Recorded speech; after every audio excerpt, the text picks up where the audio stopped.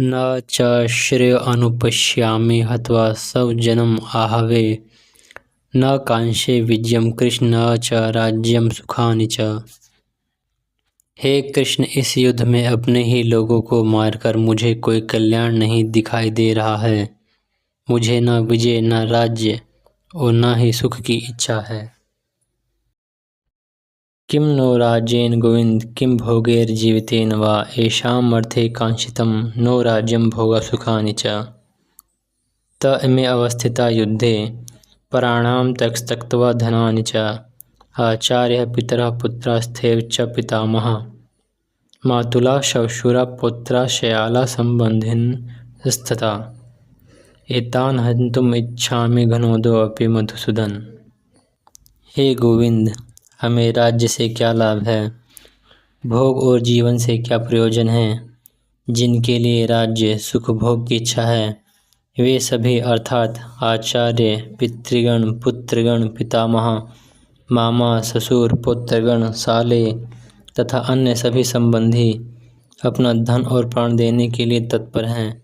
मैं इनकी हत्या नहीं करना चाहता, भले ही ये मुझे क्यों न मार डालें।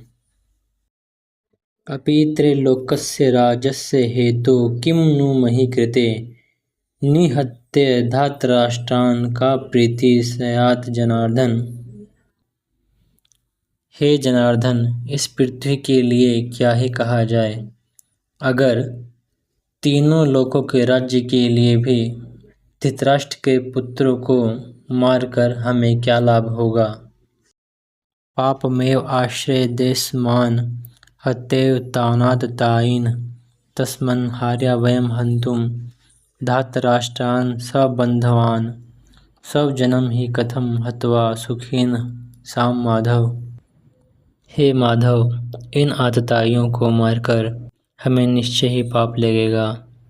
अतः हमारे द्वारा धृतराष्ट्र के पुत्रों तथा बंधुओं को मारना उचित नहीं है।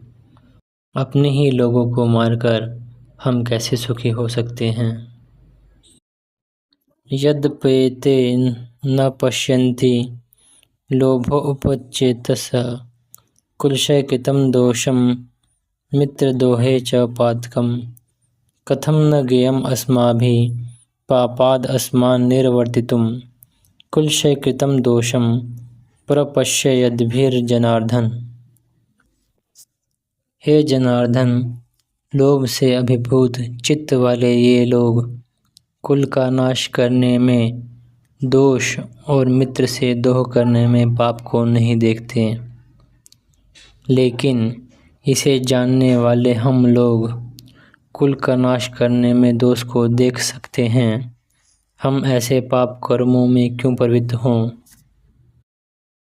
कुलक्षय प्रणश्यन्ति कुलधर्मा सनातना धर्मे नष्टे कुलं कृतस्य धर्मो अभिभवत्युत। कुल का नाश होने पर कुल परंपरा द्वारा प्राप्त धर्म समूह नष्ट हो जाता है। धर्म के नष्ट होने पर संपूर्ण कुल में अधर्म प्रवृत्त हो जाता है। अधर्माभिभवात् कृष्ण प्रदुष्यन्ति कुलस्त्रियः स्त्रीषु दुष्टासु वर्षणे जायते वर्णशंकर। हे कृष्ण, अधर्म के प्रमुख होने पर कुल की स्त्रियां दूषित हो जाती हैं और स्त्री तब के दूषित होने पर हे वृष्णिवंशी अवांछित संतानें उत्पन्न होती हैं। शंकरो नरकायैव कुलघ्नानां कुलस्य च पतन्ति पितरो हेषां लुप्तपिंडोदक्रिया। अवांछित संतानें कुल का नाश करने वालों को और कुल को नरक में ले जाती हैं। ऐसे निश्चय ही पितर या पुरखे गिर जाते हैं और पिंड आदि की क्रियाएं समाप्त हो जाती हैं। तोषे रेते कुल घनानाम वर्णशंकर कारके उत्साद्यन्ते जाति धर्मा कुल धर्माश्च शाश्वता।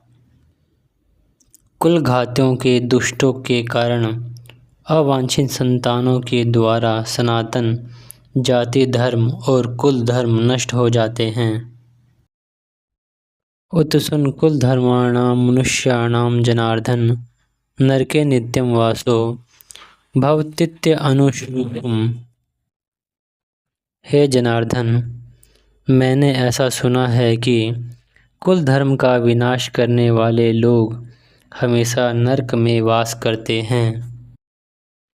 अहो बत महत पापम कर्तुम वयवसिता वयम, यद् राज्ये सुखलोभेन हन्तुम स्वजनमुद्यता। ओह कितने दुख की बात है, हम महापाप करने के लिए उद्यत हो रहे हैं। इस राज्य सुख के लोभ में हम अपने ही लोगों को मारने के लिए तैयार हैं। यदि मां प्रतिकारं शस्त्रं शस्त्रपाणयः, धातराष्ट्ररणे हन्युस्तमे क्षेमतरं भवेत्। यदि शस्त्र विहीन तथा आत्मरक्षा के लिए प्रतिरोध न करने के कारण शस्त्रधारी धृतराष्ट्र के पुत्र मुझे मार भी डालें तो भी यह मेरे लिए श्रेयस्कर होगा। एवं उक्त्वा अर्जुन संख्ये रथो उपस्थ उपाविशत् विसृज्य शरणं चापं शोक संविग्रह मानसः। शोक से व्याकुल मन वाले अर्जुन ने युद्ध भूमि में इस प्रकार कहकर अपना धनुष और बाण त्याग दिया और अपने रथ के आसन पर बैठ गया।